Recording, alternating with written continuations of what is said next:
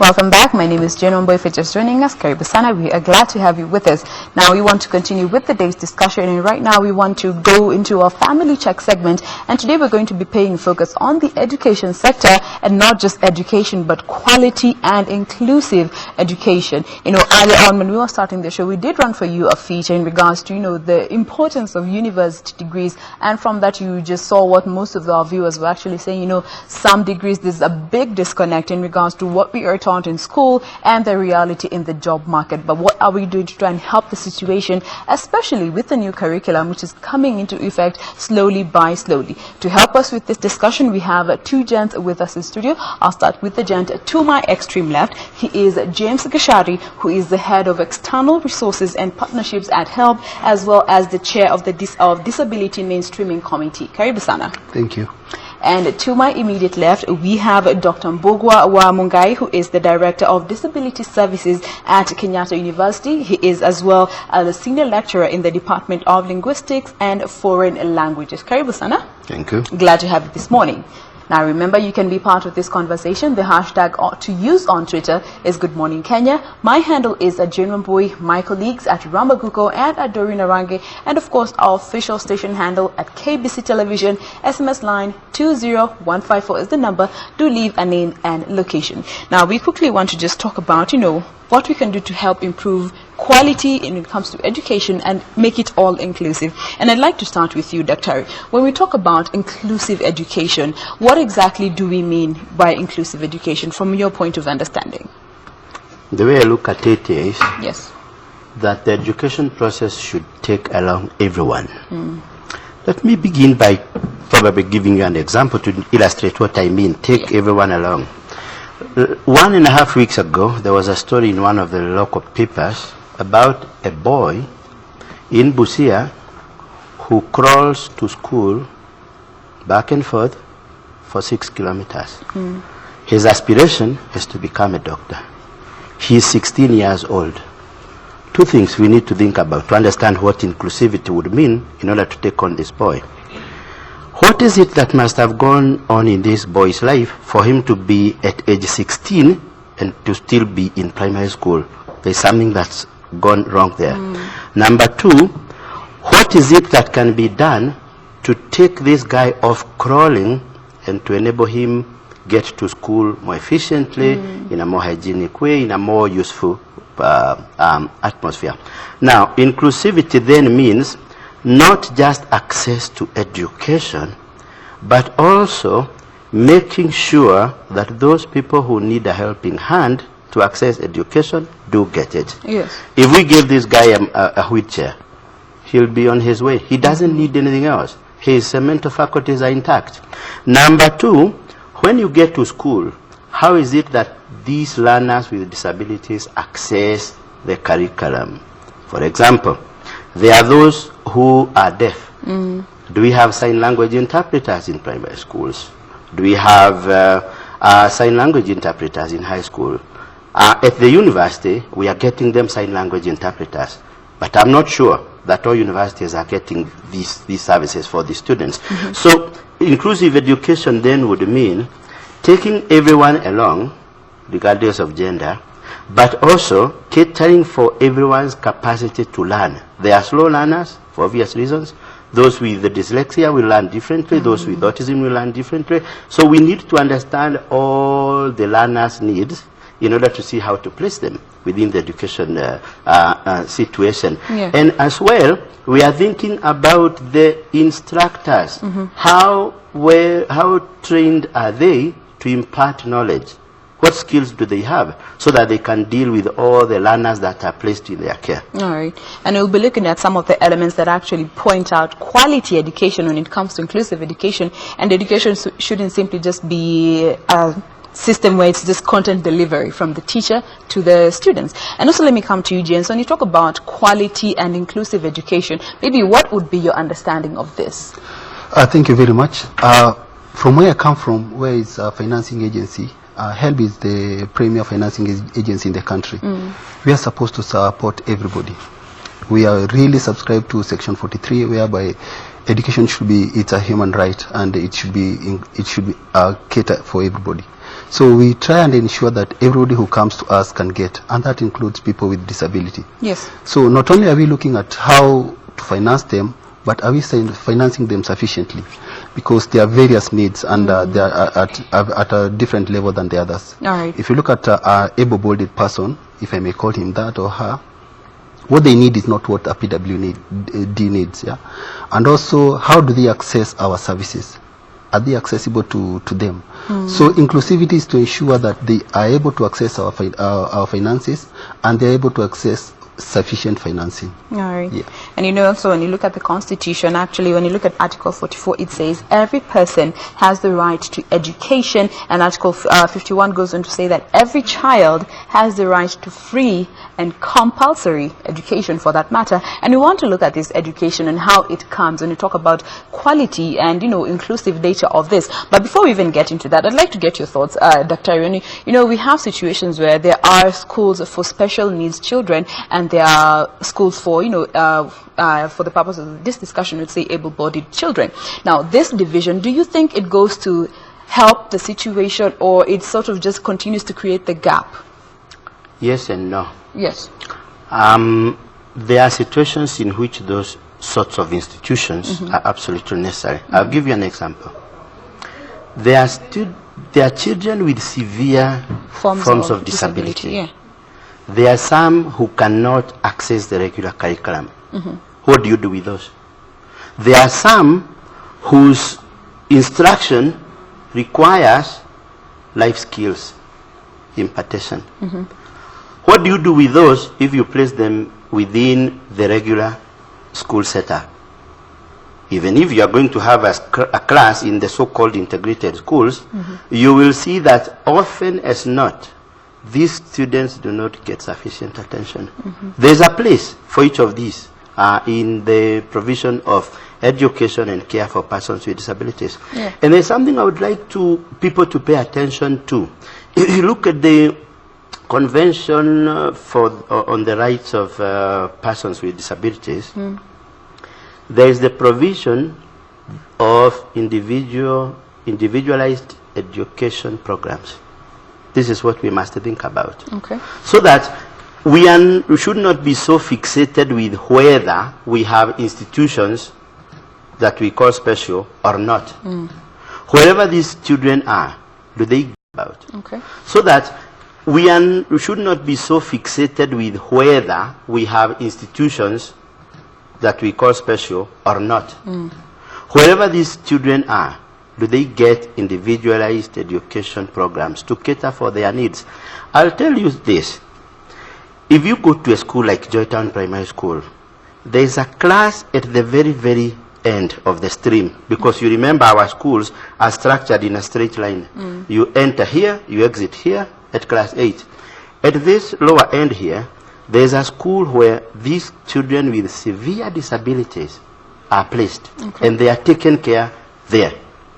I would argue that because the education institutions, as we had them before, did not cater for these children, I would not blame anyone for wanting to take their children to that school, so that they get sufficient attention from teachers who are equipped to deal with them. Okay. Is it possible to have special schools all over? No. In situations such as those, we can have these classrooms, and we have the attention that teachers give these kids in those setups, because we cannot have always the financial resources to put up special schools in all of these. Yeah. So there is a place for each, would be my argument. Okay. The question for me is, how well trained are the educators to look after the needs of these children? To cater for the needs of all of them without leaving no one behind. Yes, James. Yeah, thank you. If you look at what we are doing at HELB, especially on the TVET aspect, is to ensure that traditionally we've always thought that university education, the blue-collar jobs, is where we go. But now, slowly by slowly, we are really financing TVET educations. And we have put specific emphasis on PWDs. Yes. Why? Because we believe that even if they can't go to the office or they can't do office work, they can do technical work. And what we've learned is that they are very talented in some areas. other than, you know, just thinking about how we can do blue collar jobs. And if you look at our selection criteria, we have put special emphasis on PWDs, whereby if you look at anybody who applies and they indicate their PWDs and they have the card they get from National Council, Yes. automatically they qualify for the maximum. All right. Looking at the numbers maybe for the current year, we already have 354 PWDs who we've already allocated funds, which is around 17 million, and we have not closed. So This is for this year? for the current year, 2019-2020. So we encourage them to keep applying. There is an opportunity for them. All right. Yeah. Now let's quickly just dive into, you know, aspects that, you know, help point out if education is of good quality or not. And I'd actually like to start with, you know, the teachers themselves. When you talk about quality education and inclusive, it means the teacher has a very integral role to play in this situation. And, you know, I'd also like to start with you, James. When it comes to the role of the teacher in imparting quality education, how far does that go towards this end goal? If you look at all of us, we are creation of our teachers. And unless you have a quality teacher, you're not going to get quality output. And I think this is a special category of people that needs even special attention. So the government should invest more on especially on training teachers who are specifically geared towards this. Yes. And if you look at what you're doing, even at HELB, what we've tried to do is that we've tried to even provide financing for teachers who want to pursue further education or who want to train more, so that we create an environment whereby they don't just say that we were trained up to this much and we can't be able to do this much. But like you're saying, it's of paramount importance. If the teachers are good, the output will be good, and it will be an opportunity for the PWDs. Doctor, I also like to hear thoughts when it comes to quality education in regard and the relationship between quality education and teacher. I'll pick up from where James left. Special needs education as a part of the curriculum for teacher training should be made compulsory in all teacher training institutions. I know at Kenyatta University we have a unit on special needs education for those you know, who choose to take up the subject. But I would want to see this in primary teacher training colleges, secondary school teacher training colleges, and at universities. Because you can never always predict where you are going to meet up with a student who has a disability. Yeah. For example, the deaf are singularly disadvantaged in this country.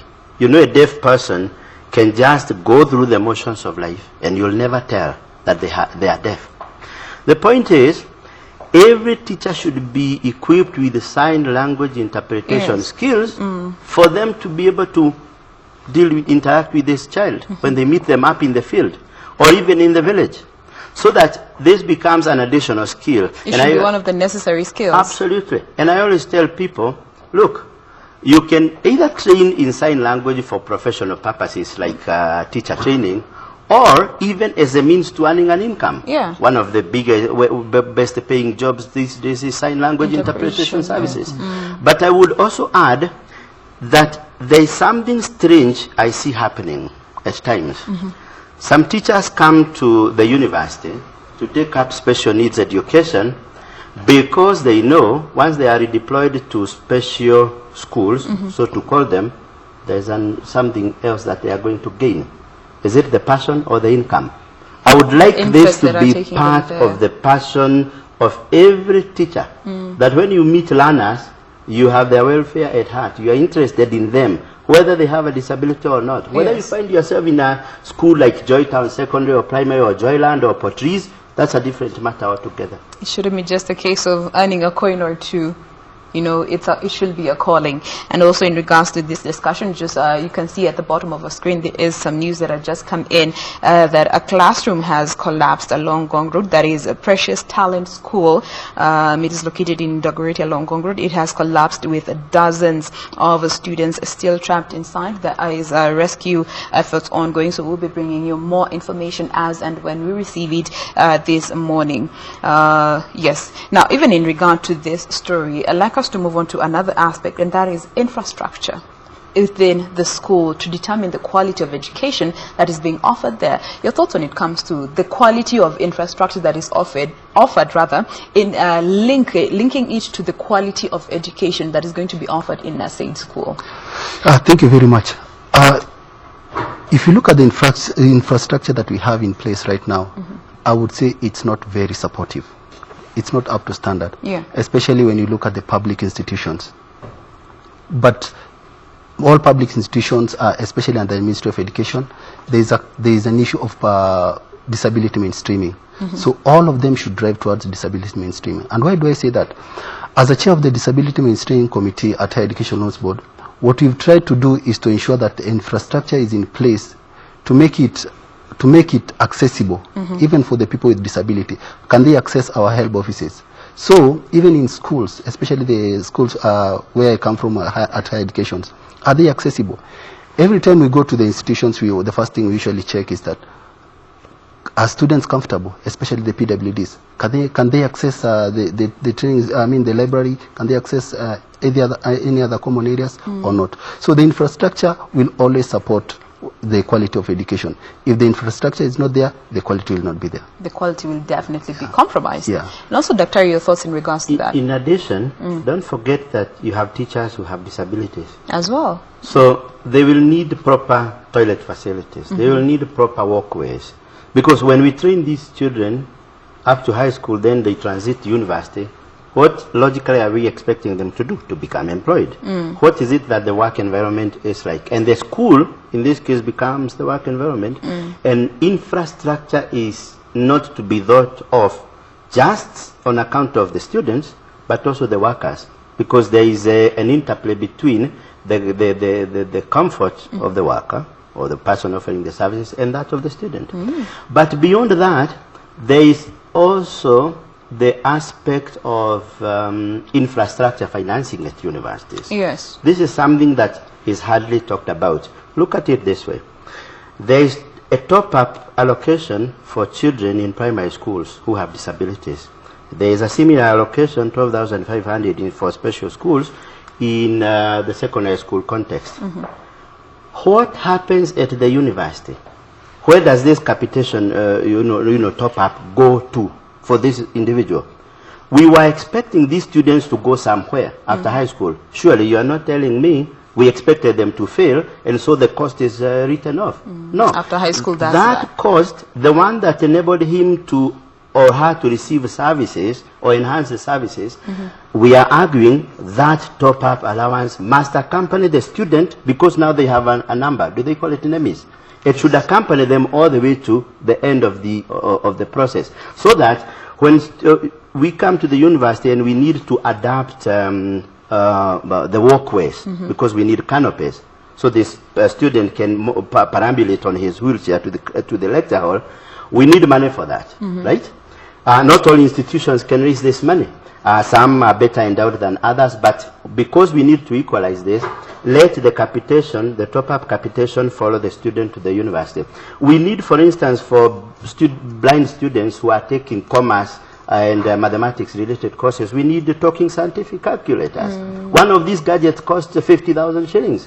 This is part of the financing that our friends at HELP should be able to help us out on, because what we can do is use the NEMIS number of each student. We know what their needs are. Do a calculation. Say, when you go to take a BSc in physics, what are your requirements? Can HELP chip in? And because this is a loan, and there is a policy framework for it, this should be easily sorted out. That would be my appeal to our friends at HELP. Yes.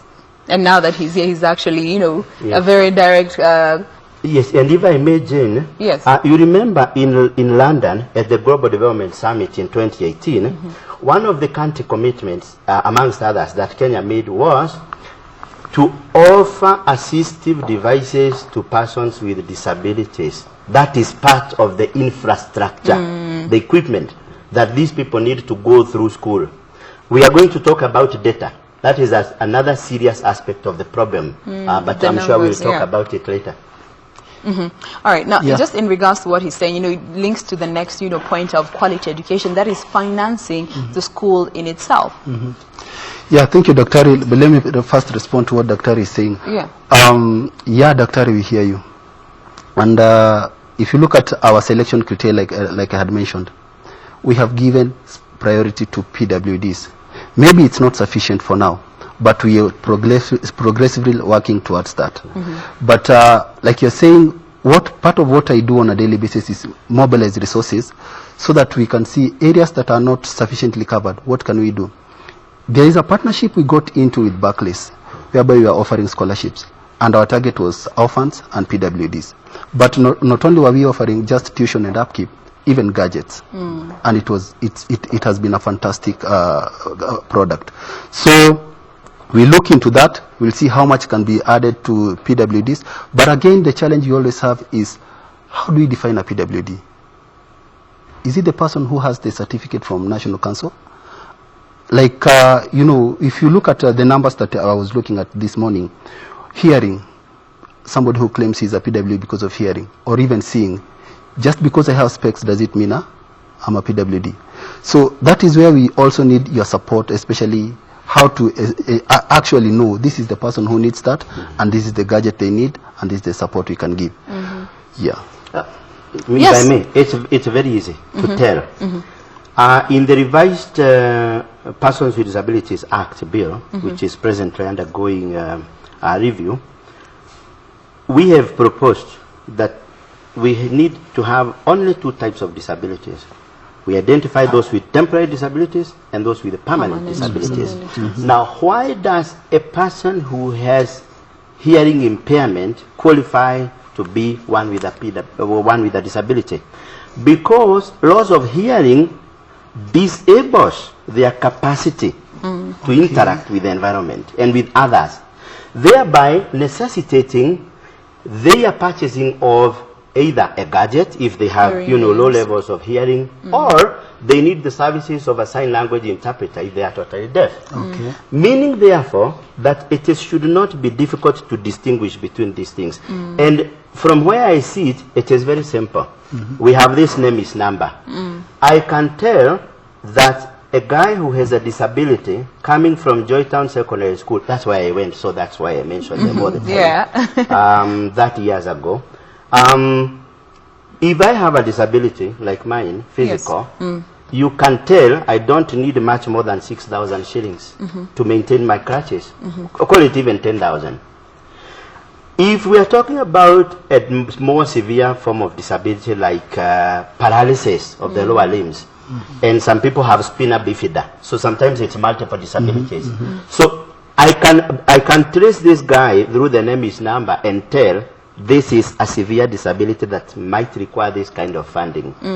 And because we are always in conversation with them, HELB and COOPS, if COOPS has offices at the universities, we are always able to discuss these things. Or if we wanted to, we can actually have a structured conversation. Because we are always in conversation with them, HELB and COOPS, if COOPS has offices at the universities, we are always able to discuss these things. Or if we wanted to, we can actually have a structured conversation. What do you need for this type of an individual when they come to study? And we can provide the data and we can advise. Because as part of my work is to advise the university, these students and staff with disabilities need A, B, C, D. Then university management sits, looks at this and says, well, we may not have the funds for this, but can we talk to HELB? Can we talk to this or that agency? Help in the acquiring of so these conversations can actually take care of a lot of the problems that we see. Yes. As opposed to leaving the students to just navigate through school with so many challenges, and there's things that could be addressed if only certain offices and firms came together to just provide these assistive gadgets and the information. He talked about the scholarship with Barclays. Even I don't know. Some don't know. Even I don't know from where I sit. So that information needs to get out. Just as, and you'll pardon me for interjecting. No worries. There's this component of affirmative action for students with disabilities when they are sitting their form for exams. You remember Professor Kaimenyi, when he was Minister of Education, saying, well, we can admit these persons to the university one grade lower at TTCs, but the affirmative action policy goes way before that. You will not believe this. Students come to the university and only discover then that this information needed to have been reported to NEC before the examination was marked. It is too late to appeal for a remarking once you've already been placed by COOPS, right? So the way information flows The flow of to information. high schools, to primary schools, to where it is needed, that we need to improve on. There's also a problem in that flow of information. Yes. All right. Now, let's quickly have a look at, another aspect that, sort of defines or determines the quality of education that is being offered. And this has to do with the social skills that our children are being taught in school. Just last week, I'm sure if you had seen this video that was circulating on social media of a class 7 pupil, and what he went on to say on social media, very vulgar language. And this says a lot in terms of what these children are learning, because children learn from two places, home and school. Those are the places they spend so much time. When it comes to teaching our children socializing skills and communication skills in line with the quality of education that is being offered, what would you make of this, James? Yeah, thank you, Wambui. I think the biggest challenge we have at the moment or at this age is the media. Because most of this information, they're getting it from the media. As much as we would like to blame the teachers, we would like to blame even the parents, the media itself, I think they have a very big role to play. But having said that, I think the social skills are very important, because you cannot survive anywhere without the social skills. I don't think there's, even if you're looking for a blue-collar job in the office, you can't survive. If you are maybe a Juakali person, you still need the social skills, because that's where you're going to get your clients. Yeah. That's where you're going to get your customers. So it's very important that, first of all, even in this competence-based curriculum, we concentrate more on the social skills, communication, confidence, integrity, morality. Because I think that's where we might lose it or we might make it. Yes. So basically, even when you look at what we've tried to do, even at HELB, what we're trying to do, even before you apply for a product, there's usually a bit where you have to go through, we ask you a few questions about yourself, about your financial literacy issues, just to get to understand, do you even know what you're really applying for? Yeah. Because we realize some students, especially, they even apply and they don't tell their parents they're applying. And that's just because they were not socialized at home, that you need to be a person of integrity. So they apply, they don't tell their parents. A parent calls you and tells you, you guys, you don't usually give our children money. And then you ask the parent, give me the ID number. We find, wow, Wambui has been getting money. She's in 4th year, and she's never told their parents. So it's very important that we invest in the social skills. Yes. Yeah. Dr. Yes, I would call them the soft skills. And I would also say that a lot of us parents do not have those skills. You cannot impart what you don't have. People my generation were brought up by parents who were strict disciplinarians. But also, we learned the art of conversation from those parents. I would watch quietly my mother and my father engage in conversation, even in a dispute. Yes. And it would be done in the most civil of manners, even though you could tell. It was a child. There's There some was sort a of problem disagreement there. here, but you can't, tell it. Fast forward. Yes. In the year of our Lord 2019, we go on TVs and we, in front of TV cameras, and we insult each other in public. Our leaders, to start with. Yes. So, and those leaders are parents. That's what I'm getting at. What is this person's child going to think about their father or mother spewing obscenities in front of TV cameras? Now, that's part of the problem. Number two, there's something about the school curriculum, and I'm glad that CBC is coming up or has come up. We concentrated more on equipping grade machines to produce A's and B's. We forgot that after those A's and B's, you needed, if you are an architect, to persuade a client to take on you as a service provider, where it was the skill in communication lost, persuasion. I am aware that at university, there is a first year level unit called communication skills. But even then, how thorough is that? What is the depth? In one semester, you cannot get what you didn't get at home. So there's something about the school setup where bullies, then because they can't communicate, thrive. you know, by dint of violence or other Like other means of acting out, expression. yeah. Yes, act it out. And somehow the school system has been quite supportive of this. School principals, let's not kid ourselves. Teachers, in the main, we know, have been bullies in this country for the longest time, beating up everybody right, left, and center. We were taught not to respect these people, but we were forced to fear these people. And if that environment is what we are going to raise our children in, it's bound to get worse with the time, because like he says, once people are lost in phones and TVs and so on and so forth, they lose touch with the few people around them who could have tutored them, mentored them to become social beings. Yes. These days, you see, the advent of computers has done very strange things. Yes, fast forward, we have moved on technologically. We can do fantastic things using even gadgets like cell phones. But individuals have closed in to themselves. I met a few young people these last few months who told me they are not interested in marriage. I asked why. I cannot imagine waking up next to a person every day who I have to talk to. You know, this guy is buried in their computer ICT work. Yes. They cannot imagine somebody coming to disrupt that flow In real life. in real life Yeah. and saying, hey, we have a baby here, we have to pay school fees here.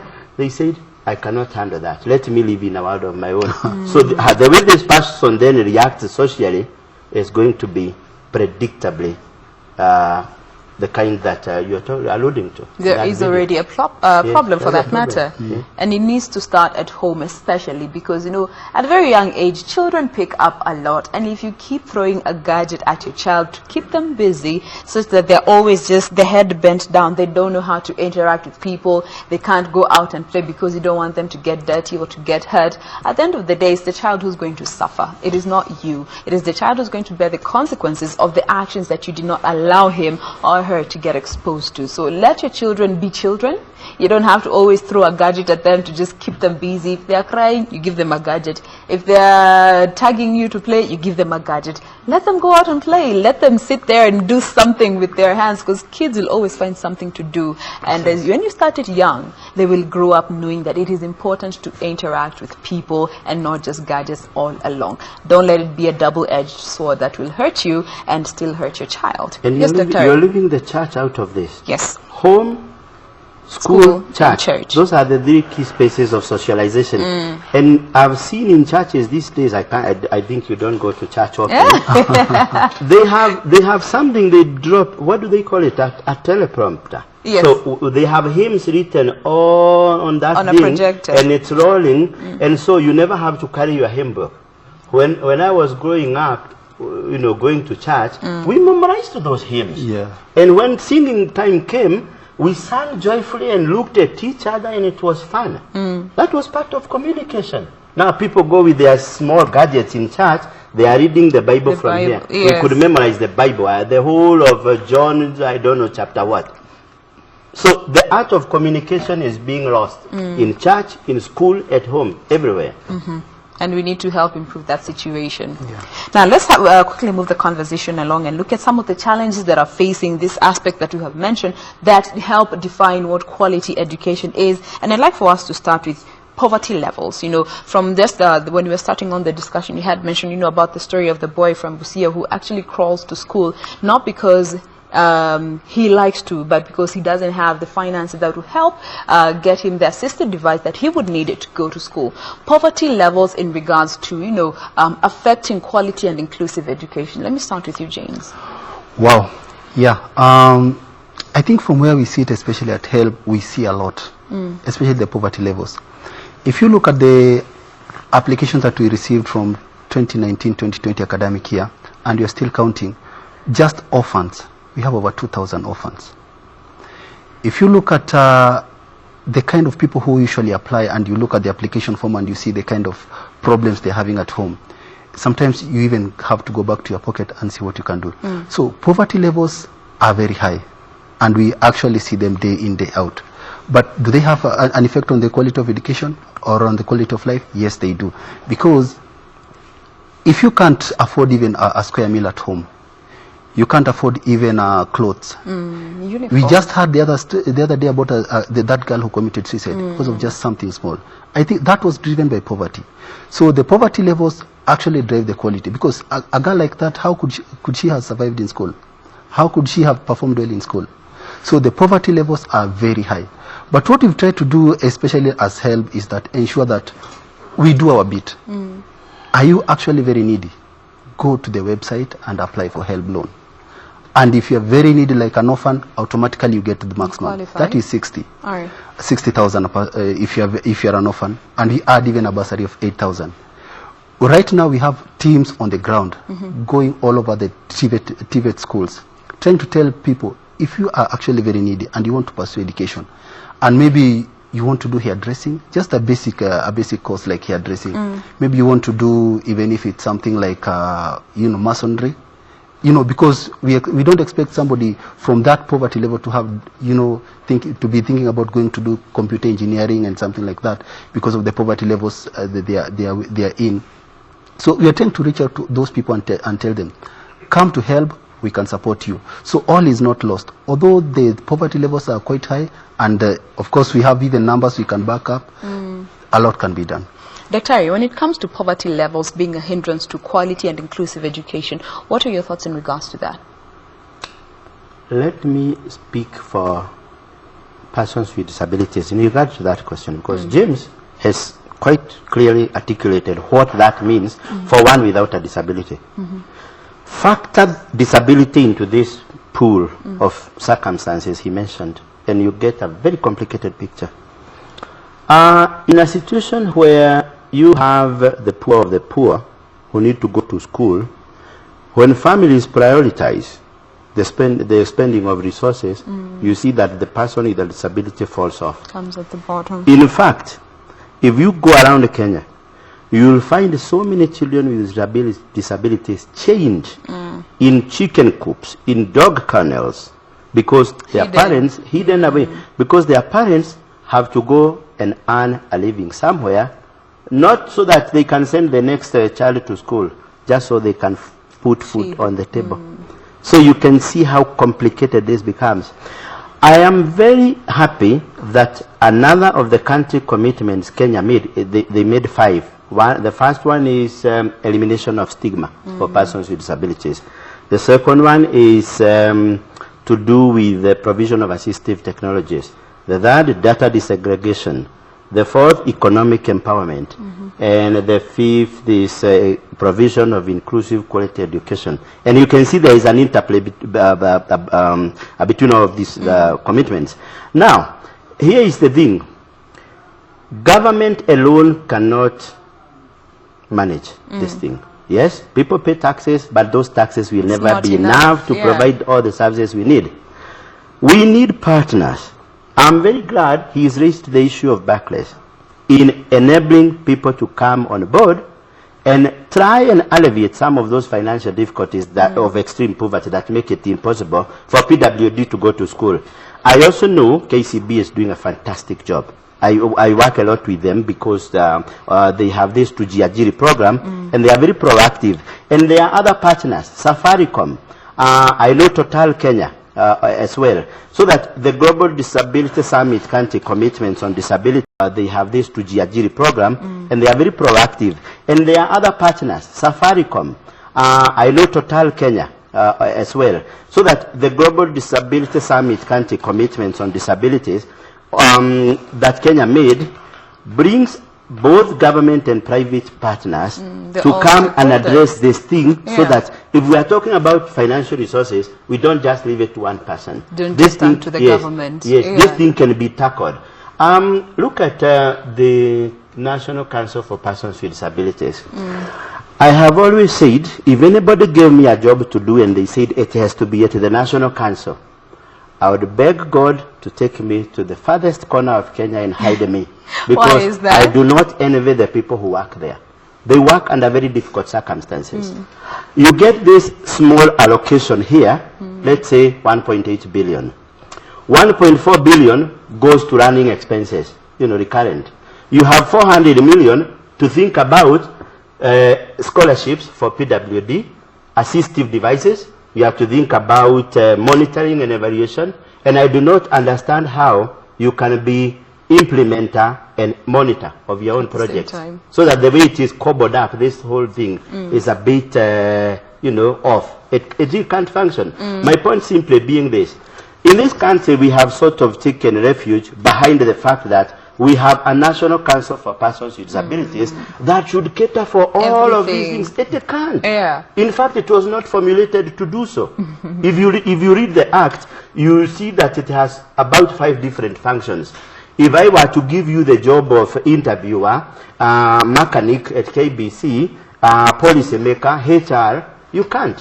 We have to have a clear job description for the National Council and then move from there and allocate enough resources. I have always argued, and I have been faulted, but I will make this argument again. Look at what they do with the marginalized counties in this country. There is a provision in the Constitution that there is an equalization fund, right? That one is cast in law, in stone, in fact. You cannot tinker with that aspect. If we are going to have the National Council being appended at one moment to the Ministry of Special Programs, at another point, as it is now, to Labor, at another point it used to be at something called Culture and Heritage, you will never actually understand what the National Council is supposed to do. What we need to do is look at the law that establishes it, fix it in a way that, because we know the percentage of persons with disabilities, we always say 10%. If we were to take that as a working figure, perhaps we are looking at 4.6 million now, or thereabouts. It is possible to do an allocation of a fixed amount to cater for these things. Otherwise, if we leave it to these shifting realities where if there is a political, political heat here, we allocate money there, we take it away from this ministry that allocates funds to disability programs, then it won't work. It's counterproductive. It's counterproductive, and we need to actually get a disability advisor for the government in this country. Because we have 47 county officers working under the National Council. Do we have a coordinator up here in government who looks at what every one of these people does in the counties and to advise government, hey, I think in Lamu, we don't need crutches, we need this or that. More, and to advise on emerging forms of disabilities. When, for instance, we hear in Naivasha that we have a lot of cases of cerebral palsy, surely one should stop and ask, why is this happening in Naivasha and not in Kiambu? Why is it happening in Naivasha and not in Elementaita? And so on and so forth. So these are some of the things we need to think through. And I think when we had Mr. Odinga as Prime Minister, I remember we had Senator Mwaura working in the Prime Minister's office to give that bird's eye view on this sort of work. That is what we need institutionalized. So that now we can call help and say, help. I think we need to change this for that. We can look at Ministry of Education. TSC, what are your policies within the implementation of CBC that may make it work better for those with disabilities? And that can be replicated across the ministry. It's not difficult to do. And actually, we did have that conversation with some representatives from the National Council for Persons with Disabilities, saying they need a representative at State House. Yes. At State House, because right now they had mentioned that the numbers are about 6 million, and we're still working with the budget from the last census. So we do hope with the, at least when you get the preliminary reports from this census, be able to get a better, an actual representation of the number of persons living with disabilities to just even help when it comes to the allocation of funds, because that is a very strained area. All right. Now let's quickly move along and look at another factor that, poses a challenge when it comes to offering quality and inclusive education. Now this involves the government, and it is from the Ministry of Education and how they are monitoring the progress in this, in the education system, and especially now with the rolling out of the new curriculum. When it comes to the government's role and the Ministry of Education for that matter, the involvement in the rollout of this curriculum, do you feel that they're doing a good job so far in terms of making sure that as it is being rolled out, it is also of good quality and not just a matter of rolling out a new system because we need a new system? Let me hear from you, James. Yeah, that's an interesting one. And even looking at past experiences. Past experience. If you look at what, as a government, what has been happening, on performance contracting, there's usually a section on disability mainstreaming. But if you look at the weight it's given always, I think it's, Dr. can correct me, it's around 1%. And I believe even when you're rolling out this, because CBC falls under Ministry of Education, it will still be guided by the same. So something has been done. Whether it's sufficient or not, it's another story. But from where I see it, what I usually say is that sometimes all this falls into individuals. Yeah, because even institutions are run by individuals. The individuals running these institutions, these ministries, how have they perceived PWDs? There's one, they attended another function the other day, and I was very moved by the presenter who said, we are all candidates of disability. So don't think because you look okay today, tomorrow you won't be looking okay. So if you are putting in policies, put in policies knowing tomorrow you might benefit from that, or you might be the beneficiary of that. Like at HELB, what we've done, we've come up with a policy, and a policy that is looking not only at the employees with the disability, even stakeholders with disability. So just to ensure that the policy framework is in place, whether it's sufficient at the entire ministry level, that's another story. But at HELB, we have actually put the policy in place. Now, the policies might be in place, but the implementation process is always where, you know, things get, there's always a gray area. What are you doing to just make sure that whatever policies you have put in place is the actual reality that is reflecting on ground? Yeah. If you look at our policy, what we did, our policy included even National Council for Persons with Disability when we are coming up with it. Okay. And we try to ensure that it captures all aspects of disability. And then we have champions in the institutions that ensure that if you look at our communication sites, we have somebody who is competent in sign language, so that when our clients come, they can communicate. Last week, I think there was an activity in Machakos, Ohai Festival, and we had representative there. And our representative were people who understand disability, and even people who live with disability. Because at times it's important for a person living with disability to talk to the other person who is living with disability, and even, you know, comfort them and tell them this can work or this cannot work. So yeah, you are right. Policy can be there in terms of a paper, but implementation another thing. But what I usually say is that implementation is done by people. Do they have that drive? Do they have that passion? And unless we have that, it won't work. Dr. I'll disagree slightly with James when he says that sometimes it is easier for one with a disability to talk to a similar person, and that is the problem. Because there are not enough persons with disabilities at policy and implementation levels of various ministries, particularly the Ministry of Education, it is impossible for people to see things as they should be seen. Like he correctly observed, we should be tailoring policies for everyone, not just for those with disabilities. But then the thing is, if we do not have enough people who understand, who empathize, because empathy is also important in this situation, with disability or with the cause of disability, we lose it. We have a very beautiful policy, the one that was launched by the president last year at KICC. I was part of the team that went to Nakuru to fine-tune that policy on the training of learners with special needs, and the development of the guidelines for implementation. And we said many beautiful things. One of the ones that I took home and I like to this day is the one on IEPs, individualized education programs, because that is precisely where CBC comes in. Not everyone who goes to school and who has a disability, just like those without, not everybody wants to become a professor. Not everybody wants to earn a degree. Some of these people just want to be equipped with a piece of paper called a certificate that will say this person went up to for the form, and his interest lies in breakdance. I met somebody who once argued, how can you even allow persons with disabilities to come study music and dance? And I said, this is a daft question.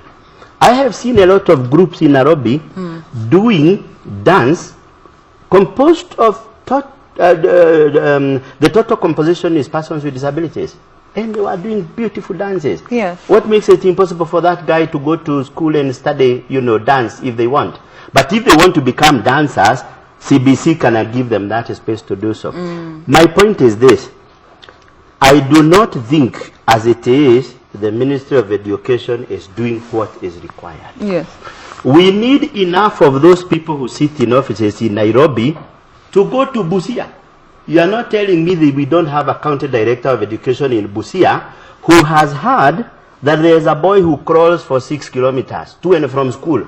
If they haven't heard, then there is something with the structure of information that that they The flow, use. yeah. Yes. How do they get to the ground? If they have never seen this kid, then this tells me they have never left their office, whatever that might be. Let's have enough of those quality assurance people, or whatever they call them at the Ministry of Education, going out to schools and actually seeing the data themselves. Otherwise, we will keep here talking for the next 10 years, but so long as people are sitting in meetings and earning allowances, and not going to do what they are supposed to do. Monitoring. This monitoring, that will never work. It'll still remain to be a problem. Yes, and then let us not make disability issues a kind of ghetto for persons with disabilities like myself. I'm comfortable talking about it, but I'm happy if James can come with me, as he did today, to talk about this aspect. Because I'm sure he'll go home, his kids will see him on TV and they'll say, Dad, what were you talking about with that guy so passionate about disability? And then he'll have a handle with which he can now Better launch a positions conversation to- with his children. That is how we are going to keep the fire going. So, you know, the government could be there doing its work, but it's some people along the chain are the ones who are, dropping the ball when it comes to the implementation process of all these policies that are meant to be enabling. But at the end of the day, we don't even feel the effects of some of these policies. Now, let's really move along to another aspect, and this involves now the parents. And it's the whole aspect of parental ignorance. We have had cases of, and especially in the rural setups, we hear parents, with children with disabilities, they tend to hide them, just as, Dr. had mentioned, some are even tied up and changed to poles, just so they don't get lost. All out of love, but it is counterproductive, and it's harming this child and denying them an opportunity to go to school. Your thoughts in regards to this? Yeah, thank you, Wambui. It's very unfortunate, especially in the current environment you're living in. Like I said earlier on, especially on TVET, HELB has sufficient funds for everybody, even PWDs. So a situation whereby a parent has locked up their kid in the house, or they don't want their kid to go out, it's very unfortunate. And again, when we talk about information is not trickling down, who should get that information? It's the parent. Do they have that information? Yes or no? But it's very unfortunate that that can happen in the current environment. In this day and time. It's very unfortunate because the government is trying to do everything they can. If right now, I can tell you, Wambui, if you look at the number of students who have applied for support, especially the PWDs, they are very few. Do we have the numbers? You just mentioned about 6 million or thereabout. So how can we reach out to them? It's only through the parents. And if it's the same parents who are locking them out, feeling uncomfortable, it's very unfortunate. We have government is trying to do a lot. There's a lot of financing that has been put in place. Even at HELB, what you're trying to do, like what I was mentioning about Barclays, it's not just Barclays. We have USAID. They have come in strongly. They're supporting marginalized and OVCs. And they've put in a lot of money, almost 500 million, especially on the health sector. But we see very few numbers. And again, our question is, where are they? We've tried to write to principals. We've tried to write to even county directors of education. We've tried, even going to the social media, because we are very active on the social media. But if the parents are still locking these children at home at this age, like you're saying, it's very unfortunate. It's very unfortunate. Yeah. Dr. Ari, the fact that, we've tried, even going to the social media, because we are very active on the social media. But if the parents are still locking these children at home at this age, like you're saying, it's very unfortunate. It's very unfortunate. Yeah. Dr. Ari, the fact that, I want to shock you. Yes. The assumption often made is that rural folk are very ignorant. The problem cuts across the board, even in urban setups. I know a person, and I was sharing this story with a colleague 2 weeks ago. I know a person who teaches at a university. They hold a PhD. Yes. They have a child with a disability. They had locked up this child in the house for 14 years. Wow. This is a PhD holder. He teaches in an education institution. He even knows the kind of work I do. He even knows that various universities, various institutions have support systems. But he would still hide his child. An even more tragic example. Last week, this was on Thursday. 2 blind students reported to a university, not ours. And they went to see the chair of department. And they said, we need braille machines. The chair asked them, this is a PhD holder, the chair asked them, how is that my problem? The other people bring pens with them. You should have brought your braille machines. Quite apart from the fact that the university already has braille machines.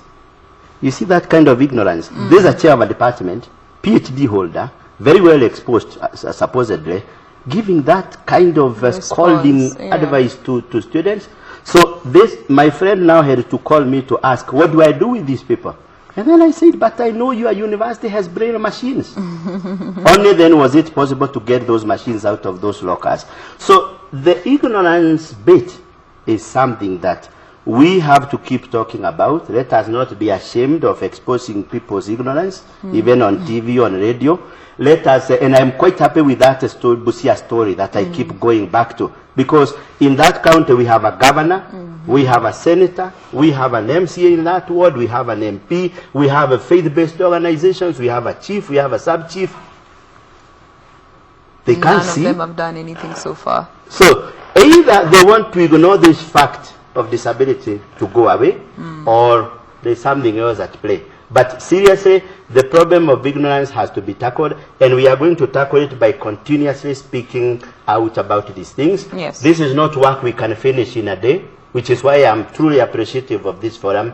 Let us do it on KBC, on other media stations, in the printed media, and so on and so forth. Yes. So that, and I'm glad we have a station like Science TV, which is solely dedicated to programming for those with deafness. Yeah. So it is the totality of our conversations that will keep the conversation going and reduce bits of ignorance. And hopefully we'll see the change that we desperately need to see, especially when it comes to ignorance. And some of our leaders behaving as if, they live, their heads are buried in sand.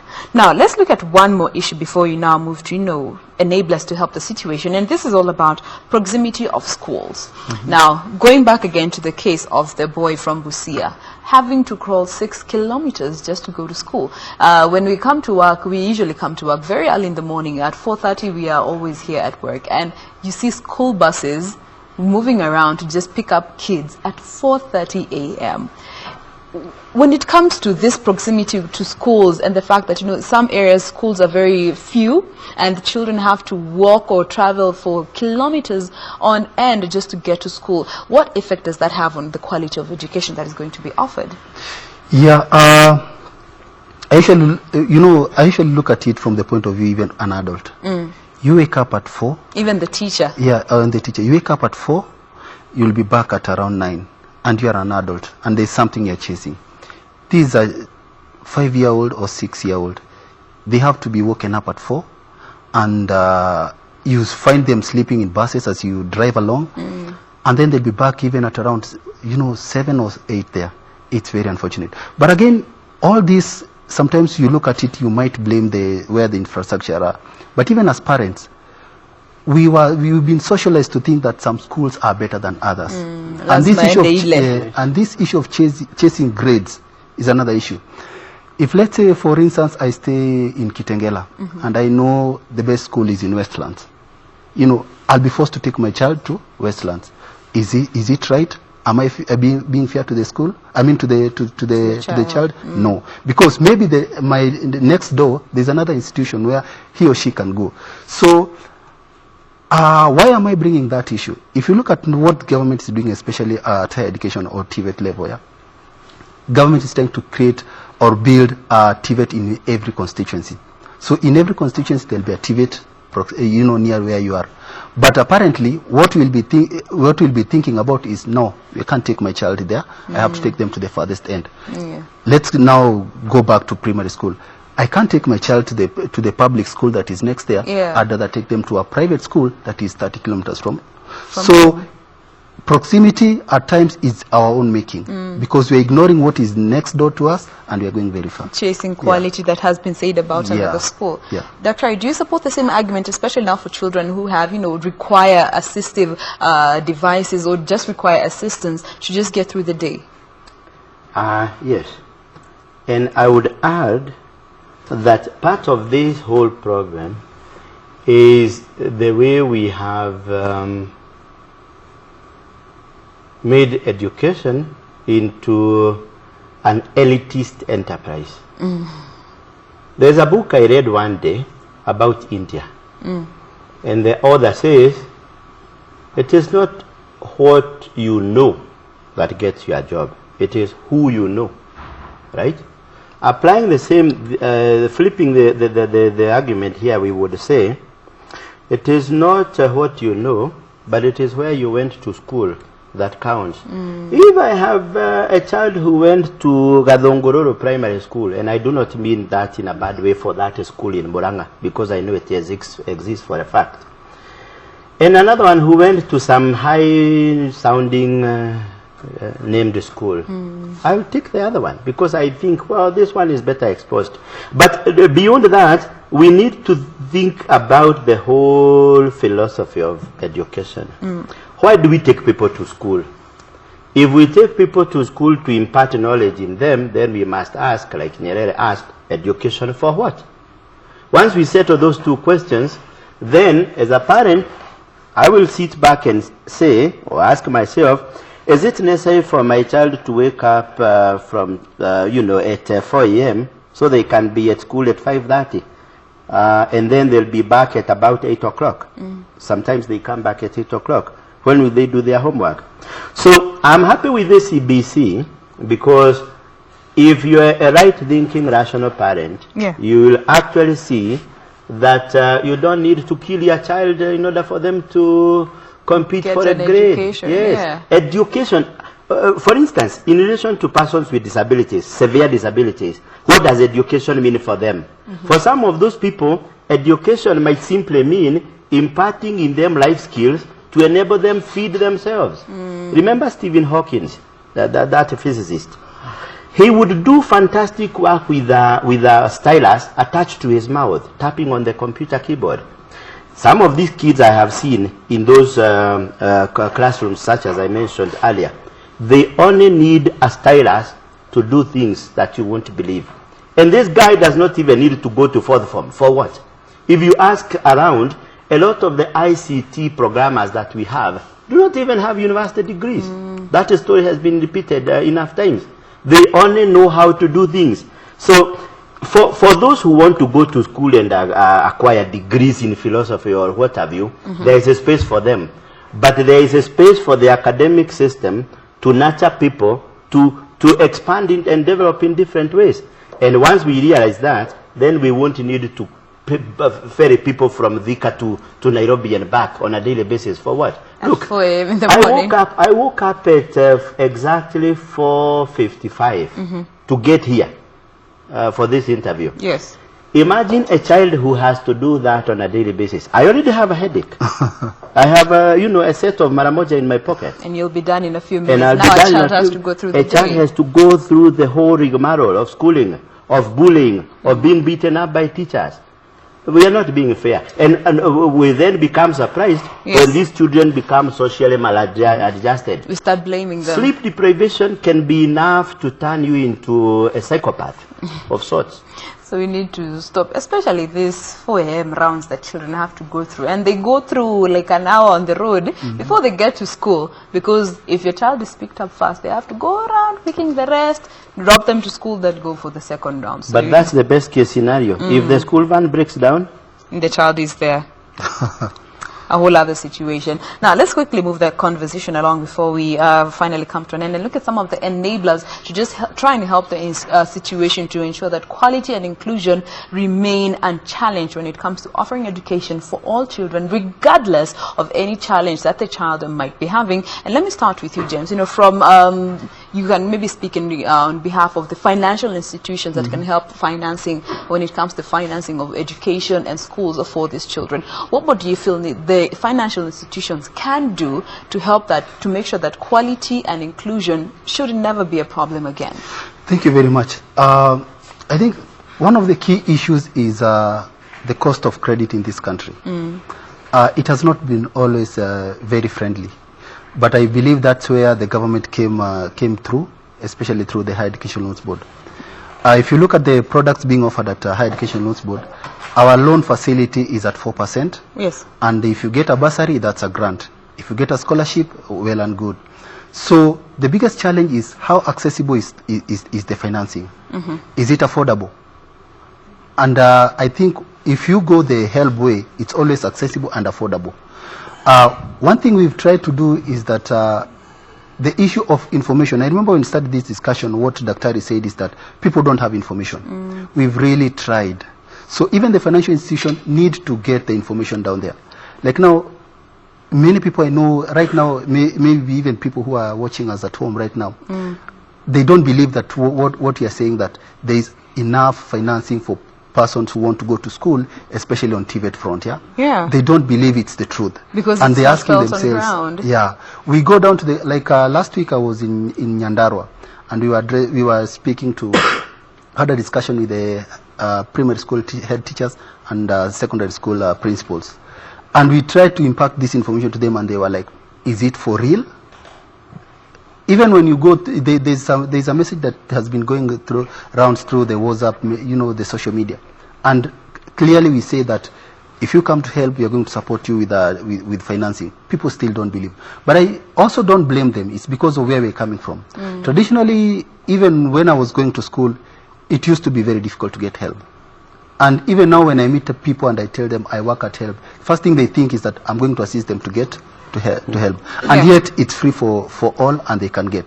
So just to summarize, I think one of the key things is that information needs to get out there, and people need to believe that things have changed. All right. It's not the old system where you used to have that you have to know somebody at HELB, you can't access money at HELB. Right now we are looking for people. Okay. And it's like this forum is very good, and I really appreciate if we could get down to the people at home, especially the people who got D plus or D, and they want to go to school. The only thing they need to do is get admission to a technical training college, and then apply for HELB. Okay. The government will take care of the rest. So in as much as there's more to do, we've also come from far. There's much that has been done, but there's also room for more. Yeah. Now, before we get to sample some of the tweets that we have received so far, maybe Dr. you could speak on behalf of teachers and trainers out there when it comes to ensuring that quality and inclusion shouldn't be a problem where the children are involved, because the children have no burden to bear. Them, they're just innocent and they want to get education. So when it comes to quality and inclusion, what more do you feel the teachers can do to just ensure that this journey through education remains smooth for the children? One, like I said earlier, proper teacher training, because that has been lost. Yes. Number two, make greater use of technology, because technology is a great enabler. You can access education from wherever if you have access to technology. To a gadget, yeah. Number three, data. And I'm glad one of the country commitments for Kenya in the Global Disability Summit 2018 is data disaggregation. What does that mean? Let us not think about persons with disabilities as one category. We have learners with autism.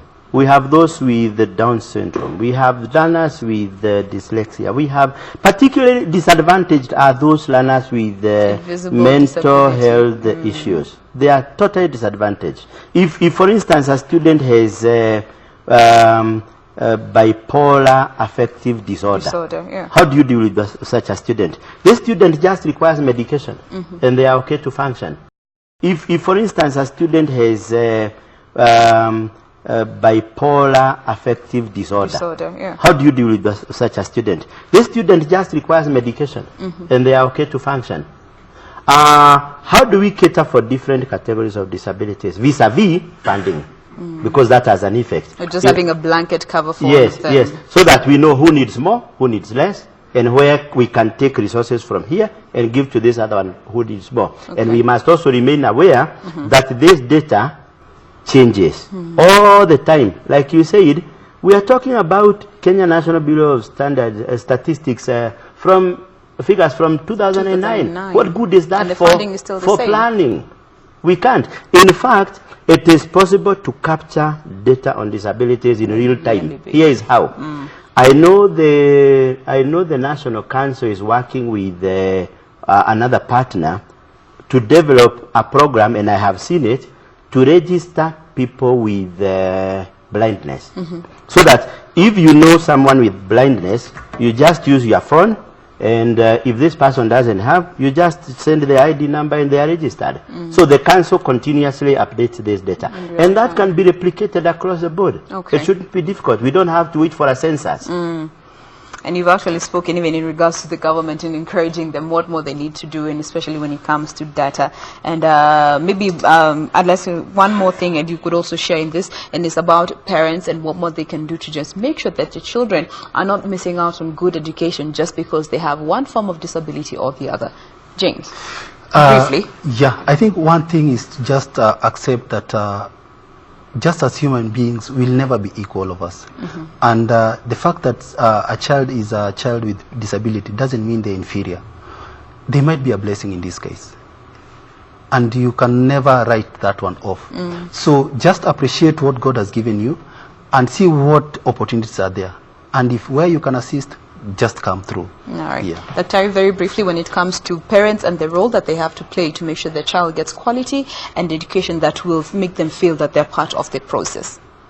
I would say that education being the great enabler that it is, which equalizes, and I'm a good example. Yes. It has helped me get by, and now James cannot, harass me on any matter because I've been to school. Yes. I would urge parents to be involved more with their children, particularly those who have disabilities, so that they can offer that little comfort, which is just about the only thing people need to get onto the next level. Not pity, not sympathy, but just a little level of acceptance and seeing that I am appreciated, I fit into this. You never know. They will take to this like fish to water. Like fish to water. All right. Maybe you want to sample some tweets. Maybe, Mr. Director, are they ready? We just want to sample some few tweets before we get to call it a conversation.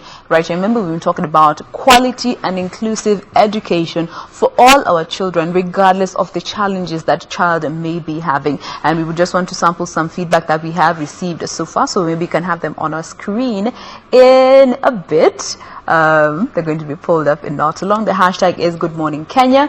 At KBC Television is our official station handle. My handle is Boy. SMS line 20154. And right there we have Emerson Katale, who says all students should be accorded equal opportunities irrespective of their situation. Again, pointing down to why quality and inclusive education for all children should remain to be a constant. Do you agree with that tweet by Emerson?